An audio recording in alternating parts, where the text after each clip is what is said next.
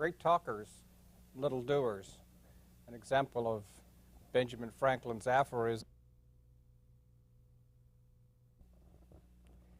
Great talkers should be cropped, for they have no need of ears. Another one, fond pride of dress is sure a very curse. Ere fancy you consult your purse. Much of what Franklin had to say in Poor Richard's Almanac was geared at the proper use of money, saving and not wasting money. But some of his aphorisms have very practical sort of bent. Here's one. Many a long dispute may be thus abridged. It is so. It is not so. It is so. It is not so.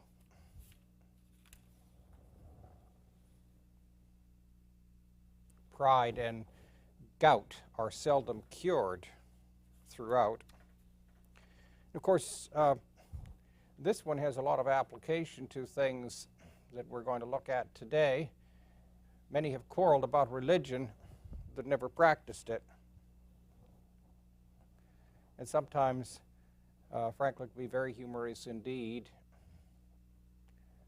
Old boys have their playthings as well as young ones. The difference is only in the price. Welcome to English 3350, a survey of American literature before the Civil War. We're in Studio 3 at the M.D. Anderson Library on the main branch, at the main branch of the University of Houston. I'm Barry Wood. And today we're looking at the Enlightenment, the decline of Puritanism that led up to the Enlightenment, some of its main features, and particularly the remainder of Benjamin Franklin's autobiography and Thomas Paine's Age of Reason. By 1670, the colonies, the Massachusetts Bay Colony had been in existence for approximately 40 years. By then there were 90 towns, and these of course were really Anglicans who wanted to purify the Church of England. Very few of them were true separatists like those that had landed at Plymouth 10 years earlier. But among the Anglicans, they certainly wanted to preserve the Church of England and simply purify it within. And of course there were the dissenters like Roger Williams and Anne Hutchison who broke with the Church and set up their own congregations and their own settlements and moved to places like Providence, Rhode Island, the dissenters community. However, over half a century from 1630, when the Massachusetts Bay Colony was first founded, until 1970, churches began to experience a very real decline. And we can track that through several distinct events in these later years of the 17th century. First of all, there was a requirement in these churches from the beginning that entry into the church required some sort of visible sign of God's grace. And this was universally understood to mean a conversion experience. One of the, I wonder if we could magnify that a little on the screen, bring the print up. Now, one of the things that happened over the years was that the youth of these colonies often didn't display the kind of conversion experience that would be taken as a sign of salvation. We have to keep in mind that the original people who came out from England were very, very fervent in their religion, and they had been harassed and harried in Europe, and they were people under duress, very, very committed to the Puritan religion. But the young people, of course, growing up, being born on in the Massachusetts Bay settlement did not have that background, and so the whole thing was less urgent to them. And by the 1660s, this had begun to create a problem, and without a visible sign of grace in the form of a visible conversion, more and more of the young people were not being admitted to the church. And the magistrates recognized that this was a severe problem. It was going to affect church membership. And so in 1662, this was after 2 or 3 years of meetings, in 1662 the halfway covenant became a kind of general policy, and from that point on admission to the church was permitted without a visible conversion experience, and baptism and virtuous living was enough. And typically parents did baptize their children, but their youth and adolescent might not show the signs that the church had formerly required. So this was a slippage in the requirement for church membership. Then Solomon Stoddard of Northampton began in 1679 a series of what he called harvests, which are best understood perhaps as revivals, harvesting of great numbers of souls.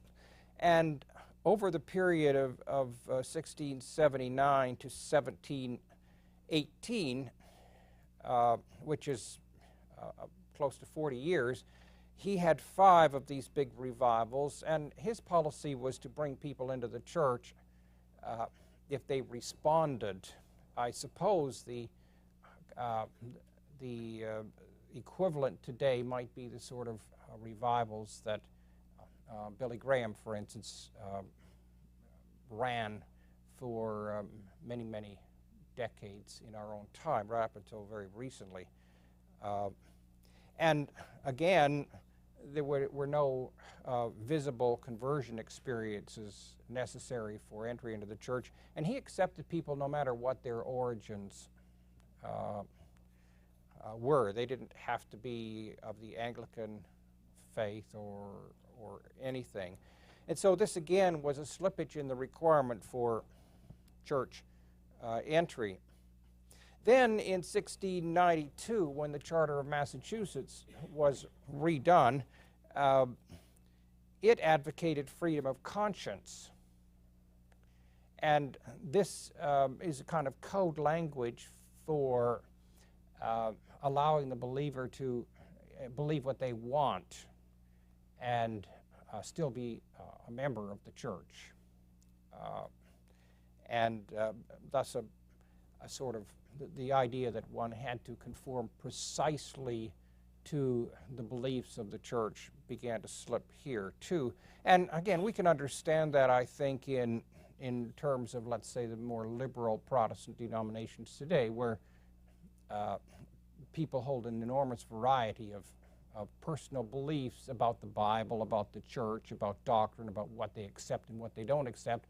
And there's no real test or examination of people to see that they believe a certain party line here. And so we have a great plurality of belief in any of the certainly liberal Protestant churches. Now, changes were not only occurring within the Massachusetts Bay Colony, but in colonies to the south, the so-called middle colonies, as they're known in history, were very liberalized, and William Penn's Charter of Privileges is a good example of this. Now, William Penn founded Pennsylvania. He got a huge charter for that vast area of Pennsylvania in, I think, about 1681. And in 1701, he issued his Charter of Privileges, and basically entry to the colony depended on only one thing. It required only a belief in one God, which of course would allow, William Penn was a Quaker, this would allow someone from any denomination to belong to that community, And indeed, if you think about it, it really wouldn't rule out Judaism or Islam. Both of these religions, people of those, of course there were at that point no Muslims coming to America, but there's certainly this liberalized charter of privileges would have allowed for people of non-Christian religions to feel quite comfortable there. The only stipulation that narrowed it down to Christians was that in order to hold public office, one had to accept Jesus Christ. And that, of course, would limit the holding of public office to Christians. This was a very liberalizing sort of idea, and I've often thought that this charter in Pennsylvania, the place where such things as the Declaration of Independence and the Constitution were written, this sort of charter laid a kind of groundwork for the notion of freedom of religion, which later on in this century becomes formulated in the Bill of Rights.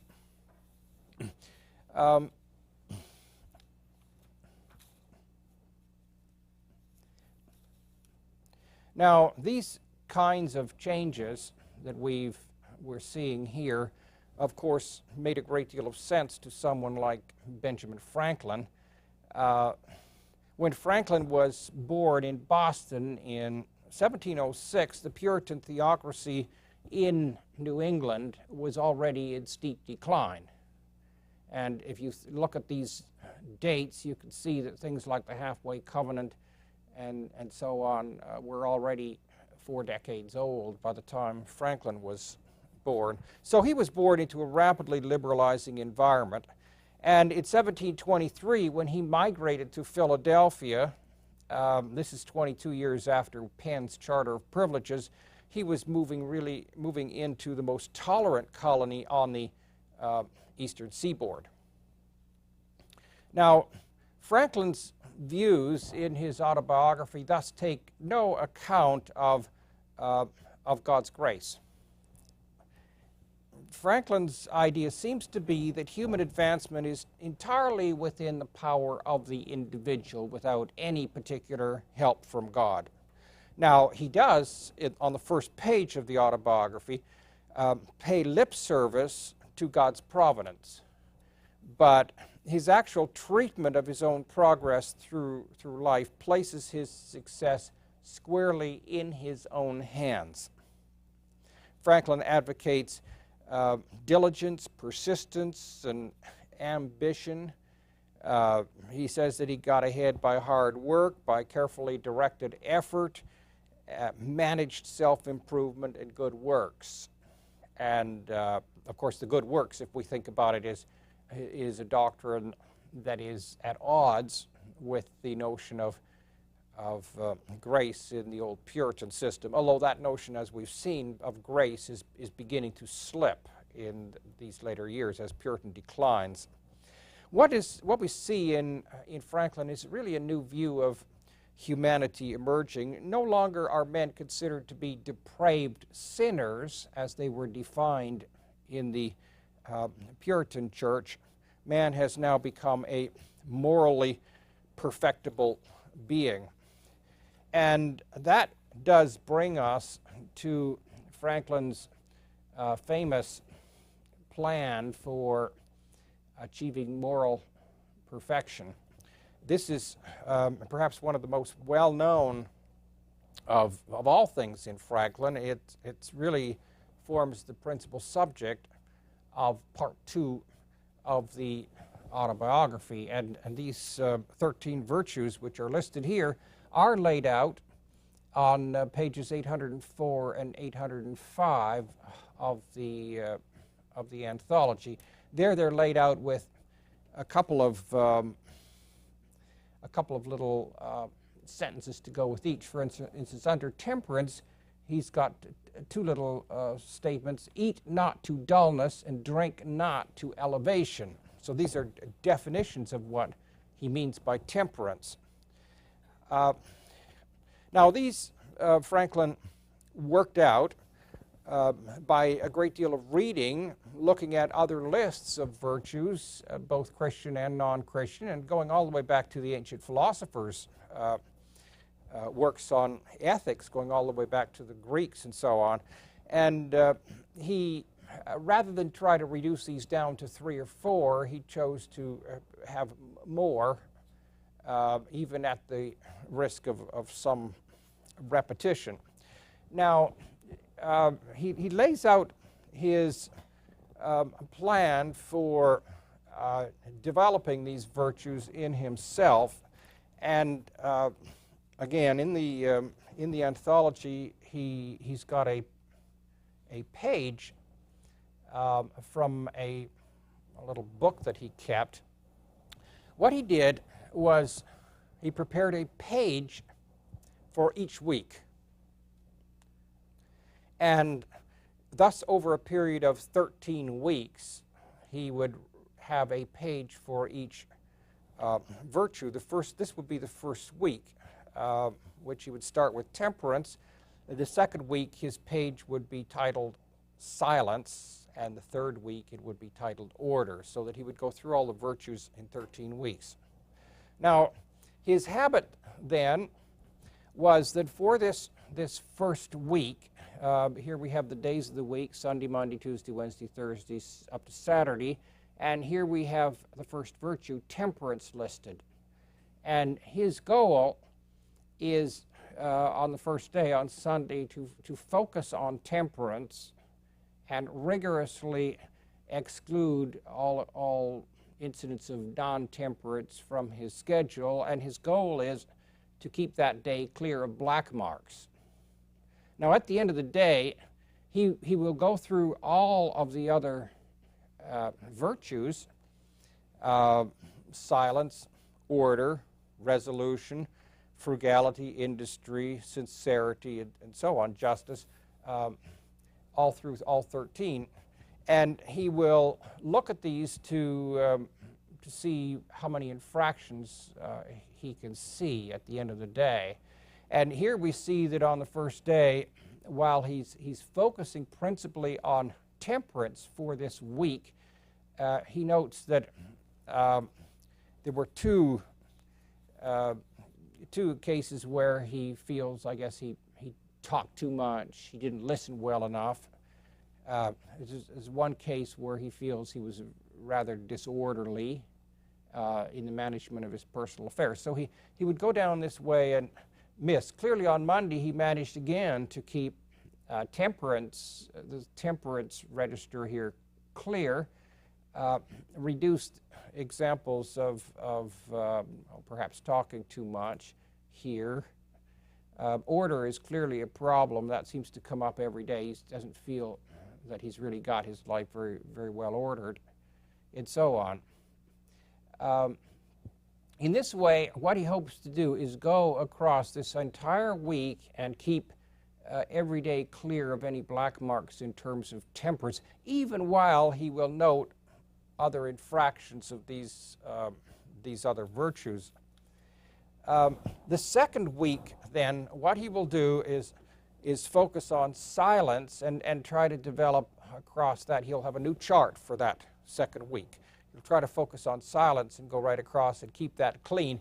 But ideally, you see, if he's set a habit in the first week, he will also find that the temperance chart is pretty well clear, too.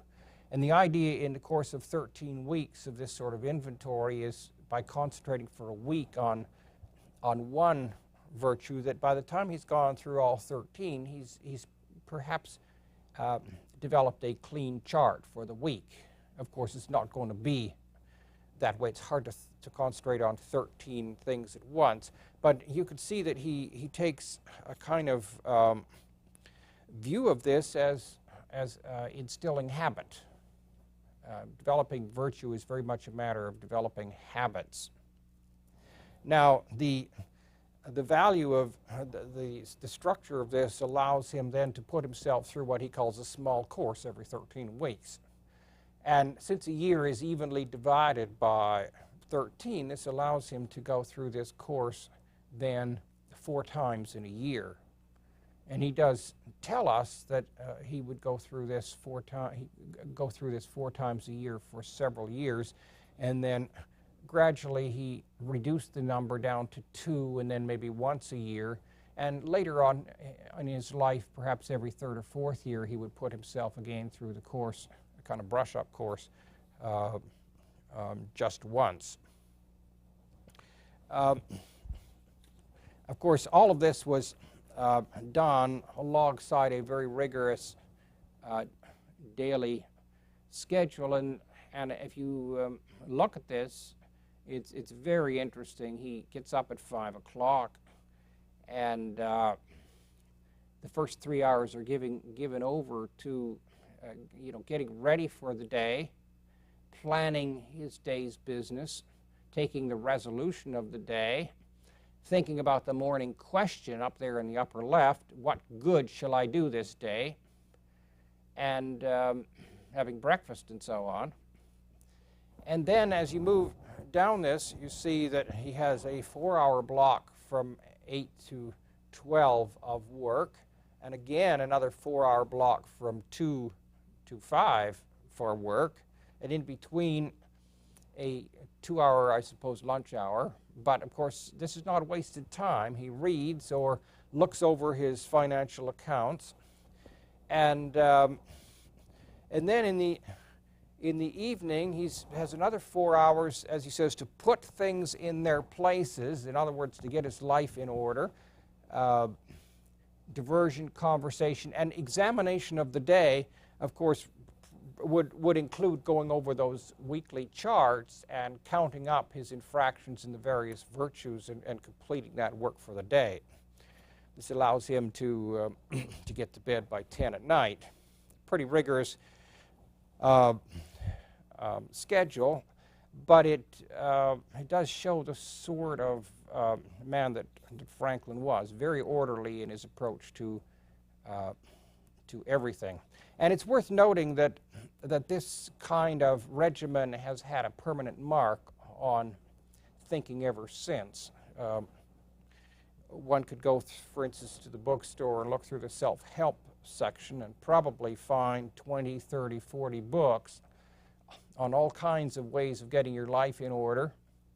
And if you examine those, you will find that this kind of making of a plan, of following steps, of organizing time, is germane to almost every self-help plan.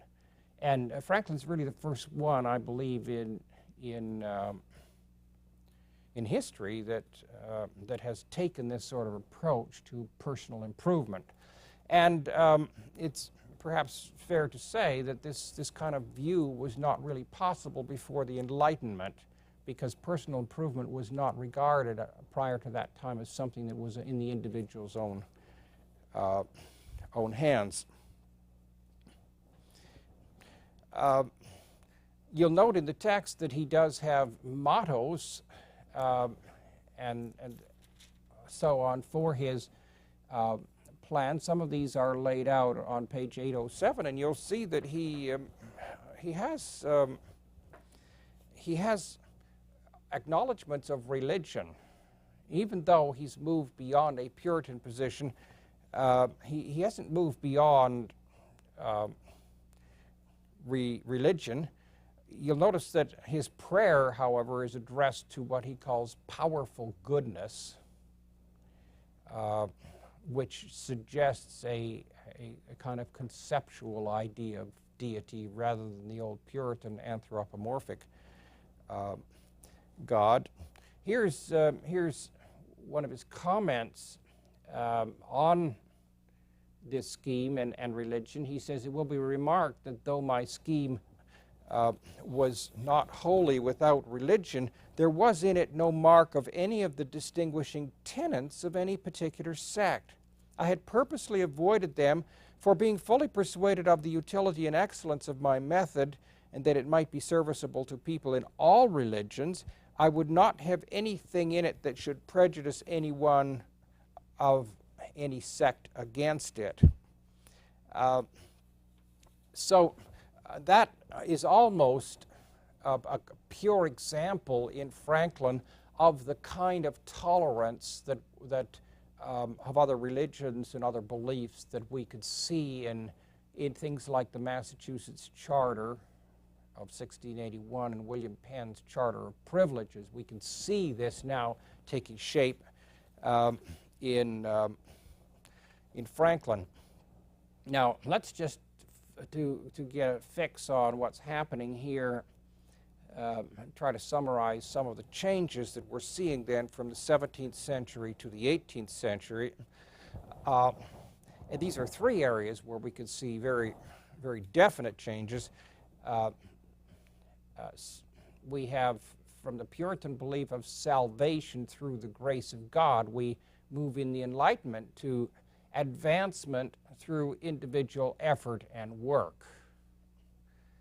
And one could almost say that the notion of salvation in religion has shifted to a more secular concept of advancement. Salvation, of course, involves a separate reality of God and perhaps an afterlife, whereas advancement is something that is formulated strictly in terms of this world. Going along with this is a doctrine of man. In Puritan belief, people were totally depraved, and when we get to the Enlightenment view, people were morally perfectible, and we need to keep in mind that this is what Franklin is after in his plan. It's a plan, he says, to achieve moral perfection. And we also have a shift here from a theocratic control of the individual belief. Theocracy means a rulership under God with representatives on earth who are doing God's work. This is really what you had in New England, a theocracy. People of God who are also the rulers of the colony. And this, of course, is a kind of leftover from the whole monarchy of Europe. But we can see here in the movement to the 18th century, we can see something else emerging, freedom of individual conscience in belief, so that personal beliefs are not being so controlled as they were formerly. Now, you can see then, if you're aware of American history, particularly American political history, you could see emerging here some of the dearest values in the American system, as I've suggested, Bill of Rights and so on. Well, now let's move to another aspect of Franklin. Here's a list of some of the various roles that he has adopted in some of his writings, and we've already seen these: masks, roles, viewpoints, or pseudonyms that he's adopted. Mrs. Silence Dogood, in the Dogood letters when he was 17, published in his brother's newspaper. Then he adopted the role of Richard Saunders in Poor Richard's Almanac, which ran from 1733 for 25 years. And then we have Father Abraham, who is the speaker in the preface to that 25th edition of Poor Richard's Almanac in 1758. And this is the piece that is typically reprinted as The Way to Wealth. And as you know, most of this Way to Wealth is spoken by an old man with white locks called Father Abraham. You notice how Franklin keeps taking on roles. Another interesting role is Polly Baker. There's a little piece in the anthology which is called The Speech of Polly Baker. And we've referred to this already. This is the poor woman who's dragged before the court for the 5th time because of her 5th illegitimate child. And Franklin puts this wonderful speech on her lips about how unfair the law is and how much she is a victim. And as in this fictional, this is all a fiction, of course, but in this fictional case, Polly Baker gets off. The case is dismissed, and one of the judges is so moved by her speech that the next day he marries her. So we have there another role, and you can see that this is a method that Franklin uses repeatedly when he wants to teach. There's another little work. This is no more than a page and maybe 5 lines, called the Ephemera, an emblem of human life. And this is worth looking at too. The ephemera is a little fly, and Franklin says one day he's walking by and he hears a bunch of these little flies on a leaf talking, and he listens very carefully. 3 or 4 of them are all talking different languages, so he has trouble understanding, but one of them is sitting off on a leaf by itself, mumbling to itself, and he overhears and he writes down what this lone ephemera says, and it turns out that this ephemera has lived for several hours, actually a total of 420 minutes. He doesn't expect to live more than about 7 minutes more, but he's speculating on the world he lives in. He's noticed that the sun is rapidly falling towards the horizon, and he concludes that the world is going to end in death and destruction. And he builds up a whole sort of philosophy based on what this ephemera is saying, and then he ends up with philosophical questions at the end, saying, what's the purpose of life, why am I here, and so on. And of course the message is very clear, measured against the vast time of the universe. The human being is like an ephemera. In fact, the human life is very ephemeral, and so this little fly becomes a kind of emblem for the human condition. And we have one other here on this list. He adopts the role of the King of Prussia. This is a fascinating little piece in the anthology. It's really directed at the English. The English, and you need to keep in mind that this was 1773 when this came out, at a time when the colonies were very upset with England because they were exerting too much control. You know, this was leading up to the American Revolution. And the English, for instance, still have in place their old navigation laws, whereby they wanted all ships, all American ships exporting goods, to sail first to England, unload their cargo, and have the cargo inventoried so the English could tax them and before they were distributed. And they also wanted all minerals from mines and so on shipped to England, so that England factories and smelteries could be operational, and so forth. In other words, the English saw the colonies as something to bring them profit. Well, Franklin gets his dig in at this by this little piece, this edict issued by the King of Prussia, where the King of Prussia points out that it's been quite a long time since Europe colonized this little island called England. By people like Hengst and Horsa and Hela and Ufa and Carticus, and he names a bunch of old Viking heroes and so on that landed on England. And he points out that there has not been a proper flow of profits from this little island England to the mainland, and thus he issues this edict designed to get profits from England flowing back to the continent, from the colony, in other words, to the mother country. The effectiveness of this kind of mild satire, which you can see Franklin uses repeatedly in his writings, is directly dependent on his control of a specific literary device, and that is point of view.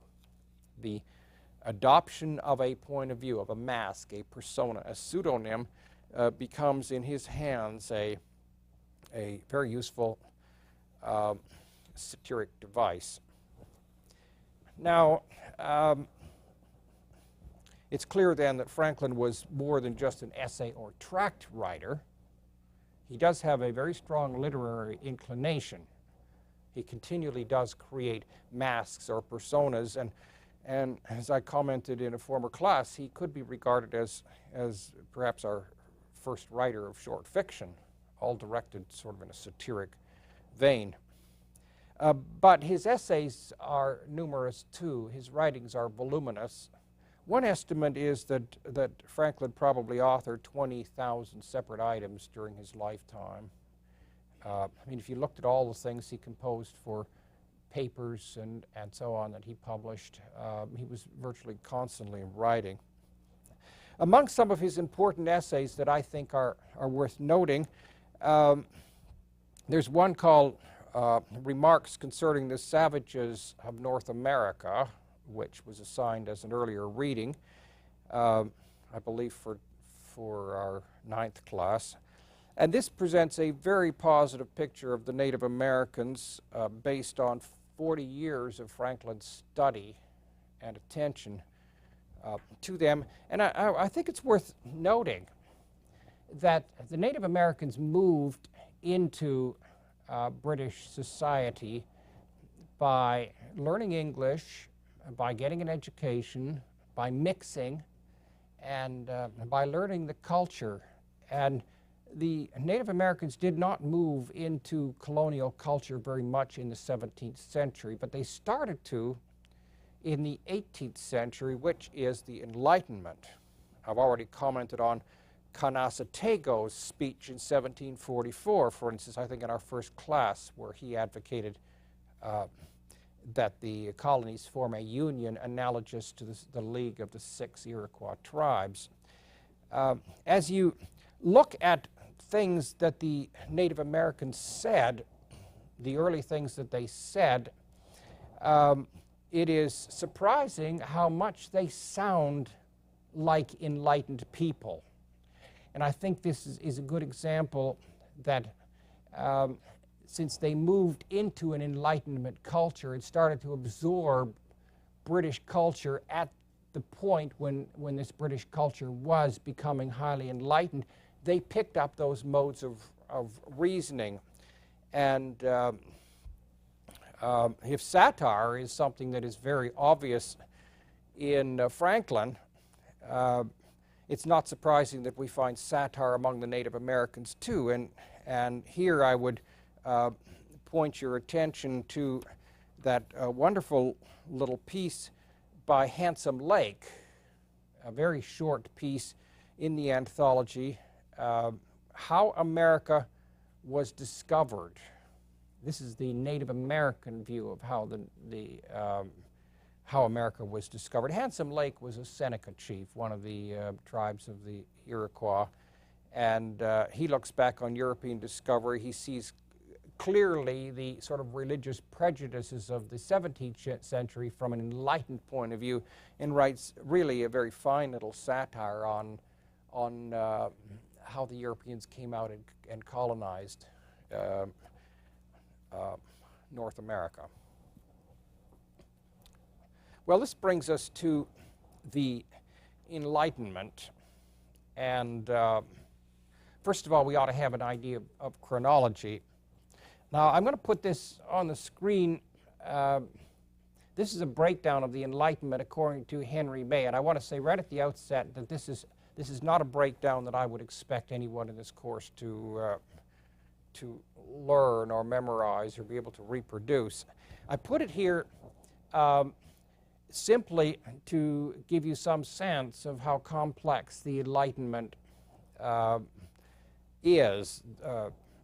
Henry F. May is a scholar who's written extensively on the Enlightenment. He breaks it down into four periods: the modern Enlightenment with the rise of science, the skeptical Enlightenment with doubts about the monarchy, the revolutionary Enlightenment involving the American Revolution and then the French Revolution, and then the didactic Enlightenment, which has to do with the formation of an American culture, an enlightened American culture. If you look at the dates, you'll notice that there is some overlap. For instance, between the first and the second, there's an overlap in dates, and also between the second and third. This again illustrates how complicated the Enlightenment is.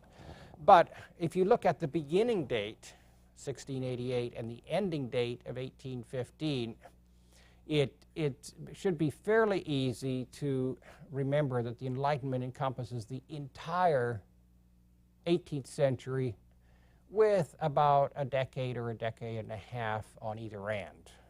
And if you can remember simply that much about the dating of the Enlightenment, we should expect, in other words, to see signs of Enlightenment as early as the decade before the 18th century, and we can see the aftermath of it then coming up in the decade after. Now, we need to think of the Enlightenment against the Puritan background here, and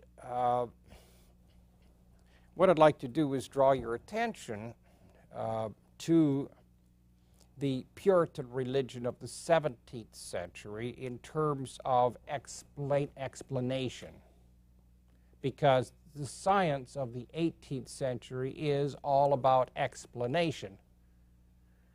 And we ought to look at what kind of explanatory power would we find in the 17th century within the Puritan theology. If we try to explain the world using Puritan religious belief, we might account for the existence of the world, for instance, by reference to the creation. It's here because God made it. In terms of the world now and today, however, we have a problem, because God as an explanation is impossible, largely because of this theological idea that God is unknowable. And that puts any inquiry into the workings of the world from a divine standpoint beyond us. Now, that doctrine, of course, has a long history, but the point is that man's ability to comprehend God is very limited. He can't really ultimately understand God, and if he could, then in effect he would be predicting God, and that's certainly theologically not allowed. So humans can't know God's intentions. So the whole spirit of inquiry in a theological framework is subverted by the doctrine of God as unknowable and impenetrable. Now, if you look at it from another perspective, from the standpoint of man, you have another problem in Puritan theology. Humans are totally depraved. They are corrupt. And by definition, this means that any attempt at inquiry will be a corrupt attempt. There's nothing, because of this doctrine of total depravity, there's no enterprise that human beings can undertake that itself does not turn out to be tainted with depravity or corruption. And in other words, there are no pure acts. Now, this, you see, both the doctrine of God and the doctrine of man make a kind of scientific inquiry very difficult, because it's a kind of definitional problem here. Well, what about the world that we might want to examine? The world of nature. Well, here we find that in a theological framework, the world is under God's providential care. What will happen is thus not subject to any discovery we can make. It is subject to decisions that God may make. And remember, the whole idea of Puritan grace is that you can't predict it, you can't know how it will work. And similarly, you can't understand how God will choose to work with the world. To assume that he would work in a constant way, of course, is a sin of presumption. It would take away God's freedom to change his mind. So you can see that the definitions of theology make a scientific inquiry very difficult. Human beings in this kind of framework are thus reduced to intercession, that is prayer. They can only hope that events will be favorable to them, and if events are not favorable to them, they can only pray to try to alter events. And you'll notice that the 18th century Enlightenment thinkers had a good deal to say about this notion. Franklin, for instance, regarded prayer as flattery to the deity and demeaning to God. And Thomas Paine recognized prayer as ultimately very self-centered behavior, trying to get the deity to change his infinite plans to align them with individual wishes. And in terms of science, too, the notion of prayer and an incursion of God into the world is a problem, too. This makes any inquiry by science very difficult, because there's hardly any point in establishing some sort of regular scientific law that, in fact, God can break at any time, according to either grace or miracle. So you can see why, and I think it's fair to say, and it's easy to note, that virtually no science was developed in the centuries up to the 17th century by anyone that was very strongly attached to a theological religion. It simply didn't work. The two frames of mind are incompatible. And when science did begin to emerge in the 18th century, it emerges principally in the hands of individual entrepreneurs who are not particularly committed to a theological framework and are willing to develop on a kind of empirical basis a brand new framework that the facts lead them to. Now, let's go at this difference between the 17th century and the 18th century a different way. Here again is something we've looked at before, the various ways that words can be used. We've talked about the labeling use of words, the referential use, and the imaginative use. If we apply those three kinds of uses of words to the problem of explanation, which science is up to, we would find that the labeling use of words is certainly used a great deal in science, certainly in the 18th century used a great deal in the whole idea of taxonomy. This was the great period when observers were out cataloging flowers and animals and giving them Latin names, grouping them in families, noting resemblances, and so on. A great deal of our foundations of biological classification occurred. And this is a labeling use of words, although the labels with their Latin names, of course, also provide a structure, because the Latin roots set certain species into families and create relationships. A second use of words is referential, and here we could see this coming out in descriptions of natural objects and events, and also in generalized descriptions which we call scientific laws. Here I'll give you an example of a description of natural events. Okay, here we go. Yesterday I noticed that an apple sitting on the table stayed there without moving. Then when I picked it up and threw it out the back door, I noticed that it went across the yard in pretty well a straight line with only a slight downward curve according to gravity until it hit the back fence, at which point it stopped and fell to the ground.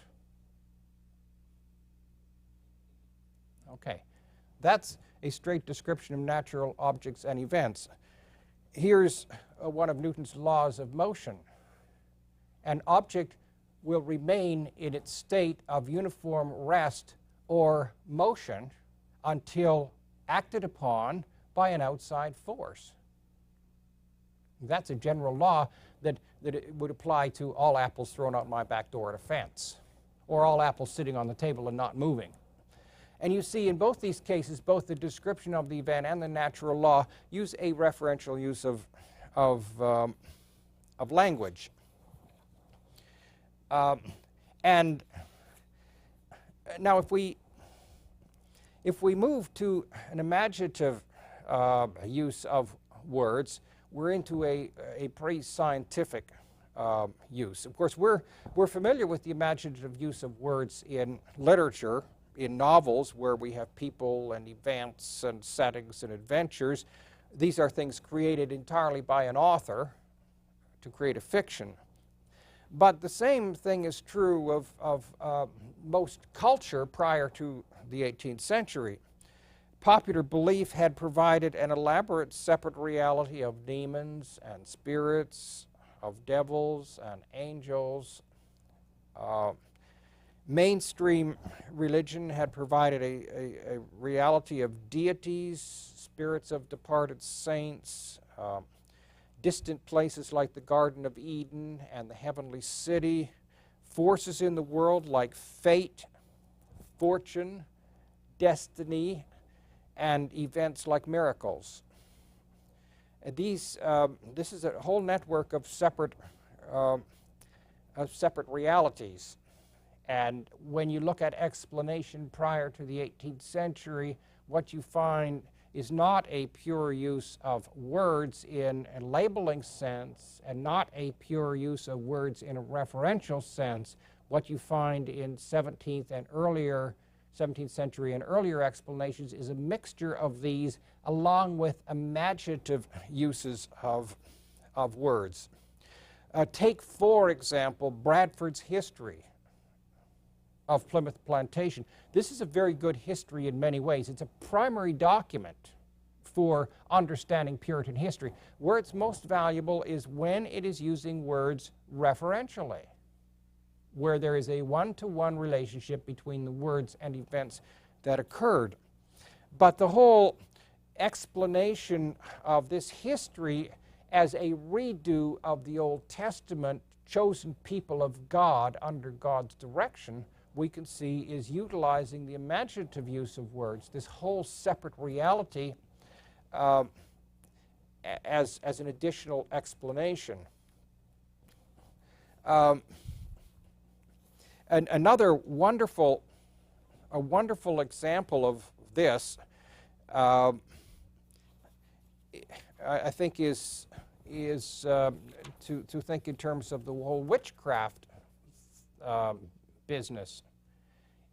From a referential point of view, we are most happy with referential explanations of the witchcraft phenomena, that is, economic, social, psychological explanations, which would relate witchcraft to the poverty of the accused witches, to their typical status on the fringes of society, to the hysteria of the accusers. And there have been other explanations. For instance, someone has pointed out that the soil and grain and chemistry of the harvest in that area may have given rise to a kind of psychedelic experience too. And we're not here to evaluate these, but what I want to point out is that we are most comfortable with those kinds of explanations, which are referential. The imaginative explanations are the ones that we get a little skeptical about, and these are explanations which evoke a separate reality of demons or devils which are possessing people or which find Satan working to halt God's holy work.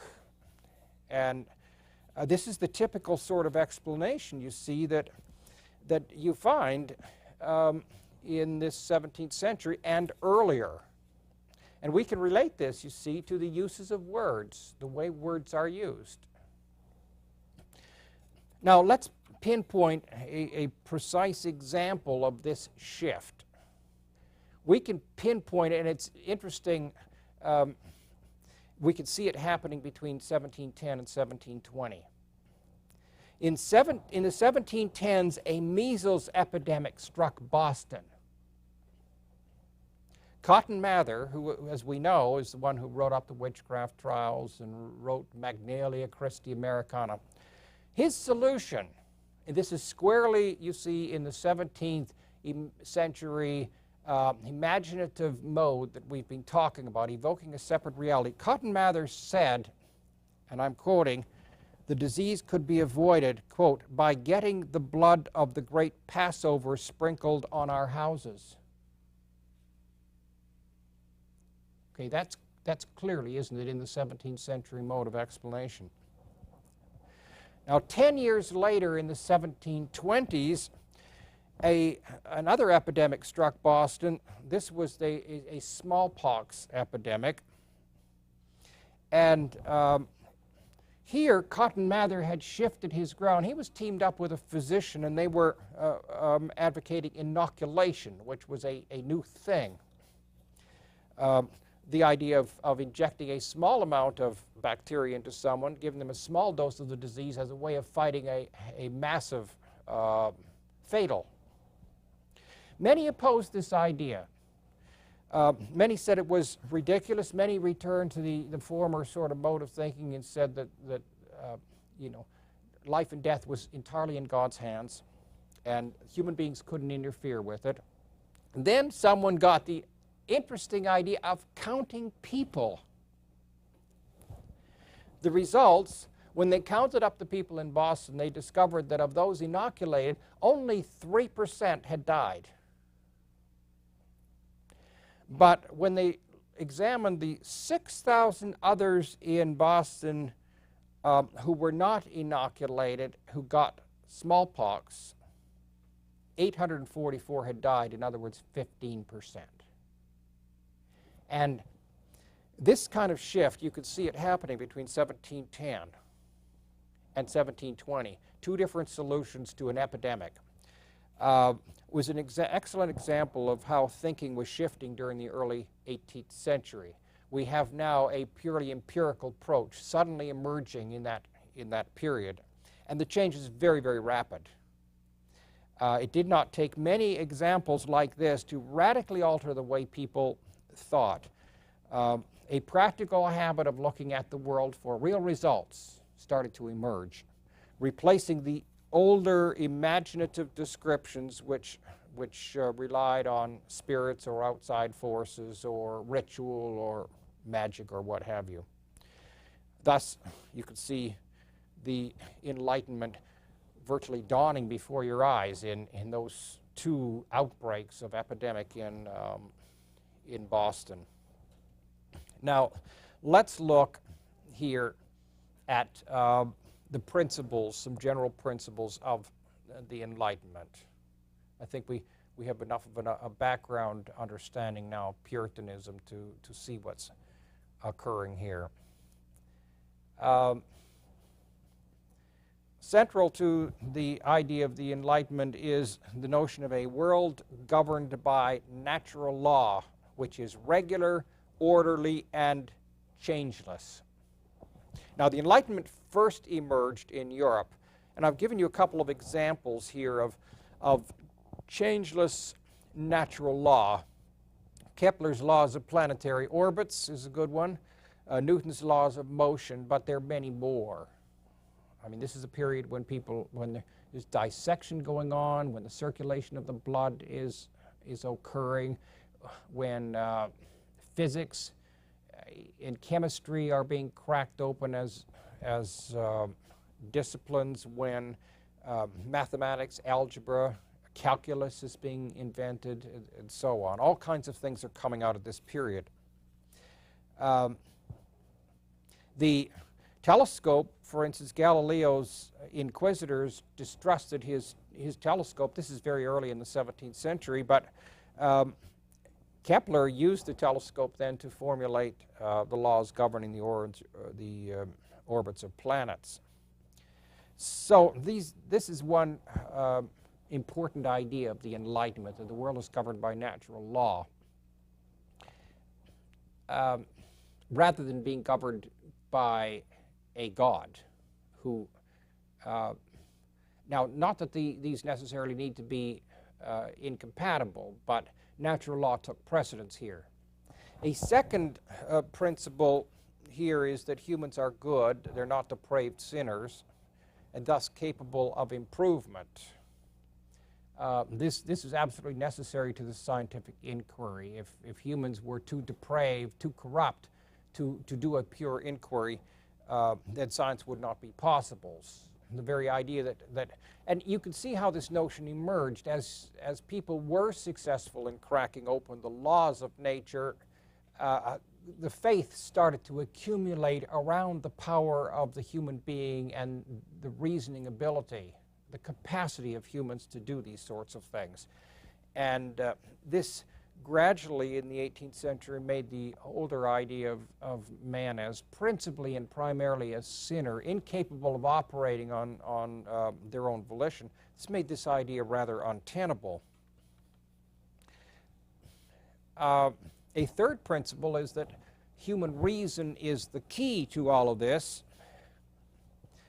Keep in mind that the Puritan idea was that God, as the ultimate explanation for the universe, was unknowable. But natural laws were defined differently. They were knowable, and thus they could be discovered by reason.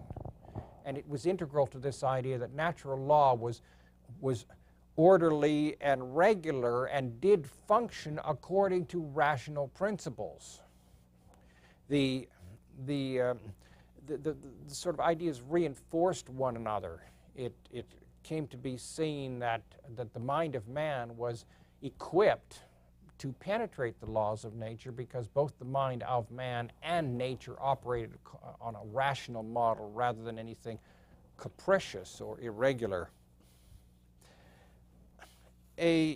Further ideas that emerged in the Enlightenment: humans can control and thus improve their natural environment, and by extension, they can improve and control society. And control comes through the application of natural law to specific problems. Again, to return to a former theological framework, the notion was that the world had been created complete by God, complete and finished and done. The creation was good and perfect, and there was nothing yet to add to it. And that notion lasted through Christian history for 17 centuries. And in a sense, it short-circuited any attempt to improve society. And any attempt to improve society or the environment was ultimately regarded as pretentious and an expression of human pride. What we see emerging here, though, is something that we are very, very familiar with: controlling and improving. So today we control our environment. It impacts us as individuals, perhaps most obviously in the field of medicine, where we found ways to prevent disease through inoculation, to stamp out disease through drugs, to do all kinds of alter the natural course of things through the application of control. And of course, we also believe we can do this through society, through law, through legislation, and so on.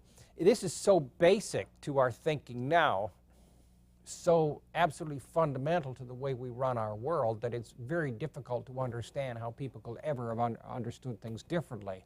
But in fact, the idea that humans can control and alter and change and improve, this is a relatively recent idea, traceable directly to the Enlightenment. You can read through all the old philosophers all the way back to Plato and Aristotle and so on in the Greeks, and they will analyze the world to death, but you won't ever find them talking about programs to alter the way things are.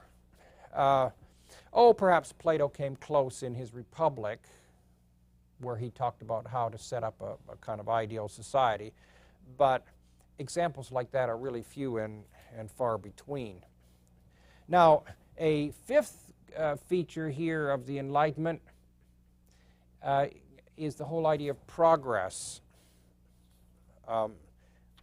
With control, human beings can create a better society, they can develop a better government, and they can build a better economy.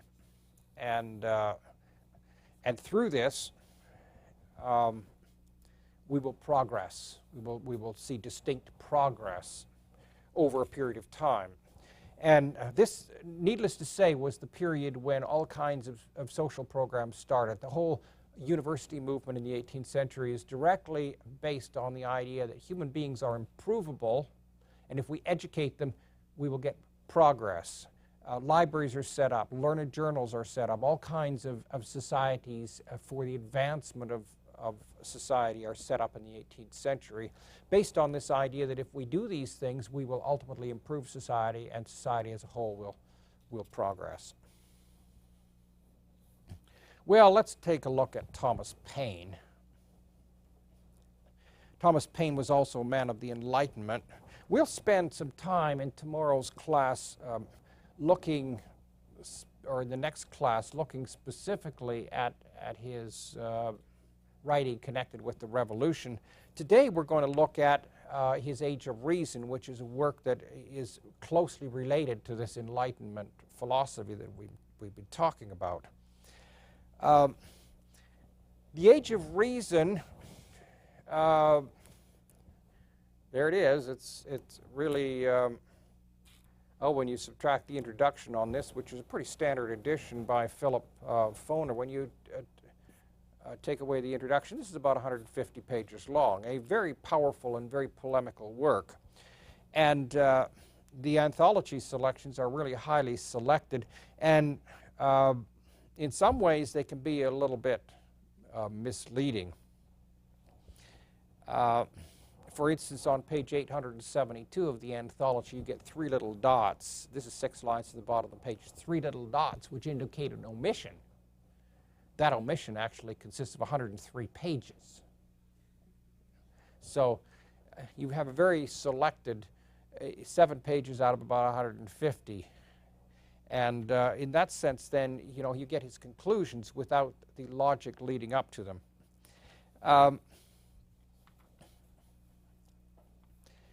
Now, this is a penetrating attack on theistic religion. This was written late in his life, actually around 1794 while he was in prison. Not religion, but theistic religion is what he's attacking. And here he lumps together the religion of the Jews, the religion of the Christians, the religion of the Turks, everybody. Now, it's easy to think that he's a pure atheist, but that's not the case. One element is an attack on the trappings of the church, and what he points out, for instance, is the whole Christian structure is a kind of development out of classical mythology. Jesus, like the Greek heroes and the Greek gods, had a celestial origin, and like the Greek heroes who often ascend into the sky to become constellations in the sky, so too does Jesus ascend. The pagan goddess Diana is replaced by Mary, the Virgin Mary. The multiple gods of Greek and Roman polytheism become the multiple saints in the Roman Catholic structure. All of this he finds quite unworthy of God. A second element is an attack on the Bible. Now, if the attack on the church could be said to be addressed mainly to the Catholic main authority, the attack on the Bible could be said to be mainly an attack on the Protestant authority. What he does is point out the classic contradictions in the Bible, and here again you need to read the whole work to get the full scope. There are, of course, plenty of contradictions in crucial places in the Bible. The most notable of these that he does address, though he addresses many, of course, are the 2 versions of the 10 Commandments, one in Exodus 20 and one in Exodus 32. This is a classical contradiction that we can understand from a historical developmental point of view, but very difficult in his time to understand.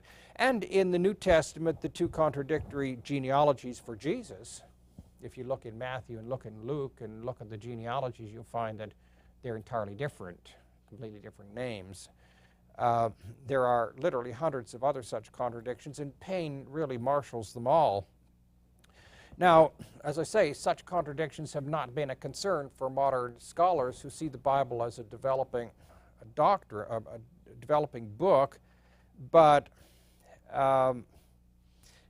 Paine's real point here is that contradictions in the Bible are a severe difficulty for those who hold a literal inspiration theory of the Bible, that this is quite literally the Word of God.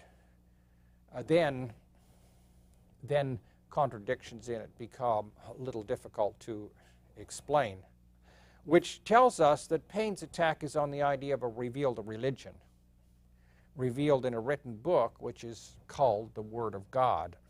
And Paine is, the problem with he sees in the Word of God as a book is that errors can creep in, that it's only accessible to one culture, that it requires translation to reach other cultures, that it's not a universal revelation, that despite, I mean, we could even say that today, despite 2,000 years of missionary work, the revelation that is supposed to have occurred here has still not been spread planet-wide. And Paine would say, well, that's the problem with that notion of revelation. Now, as I say, it's easy to dismiss Paine and not pay really attention to what he says. President Theodore Roosevelt made that mistake in public when he said that Thomas Paine was nothing but a dirty little atheist. The problem with that is poor reading, and it's amazing how many people are poor readers. They just don't read with attention. And for instance, on the very first page, this is what Paine says, his profession of faith. I believe in one God and no more. That rules out polytheism. And I hope for happiness beyond this life. I believe in the equality of man, and I believe that religious duties consist in doing justice, loving mercy, and endeavoring to make our fellow creatures happy. You really can't quarrel with that. I mean, you've got the monotheistic belief there. You've got the golden rule in that second paragraph. I do not believe in the creed professed by the Jewish, Roman, Greek, Turkish, or Protestant churches. The Turkish, by the way, is a kind of code word for Islam. Nor by any church that I know of. My own mind is my own church. Well, the question is then, what does Paine assert? And this comes out in chapter 6 in what he calls the true theology, and this is really the heart and soul. It's really the foundations of deism. The Word of God as a book with words in it is the wrong approach. The Word of God to Paine is the whole natural world.